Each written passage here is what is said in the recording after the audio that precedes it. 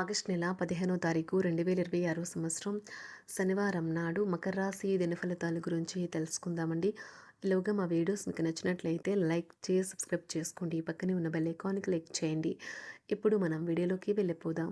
ముందుగా మకర రాశిలో ఉండే నక్షత్రాలు వచ్చి ఉత్తరాషాఢ నక్షత్రం 2, 3, 4 పదములు, శ్రవణ నక్షత్రం 1, 2, 3, 4 పదములు, ధనిష్ట నక్షత్రం 1, 2 పదములు ఉంటాయి. మకర రాశి వారికి శనివారం నాడు గోచార రీత్యా జరగబోయే శుభ ఫలితాలేంటో ఇప్పుడు మనం చూద్దాం.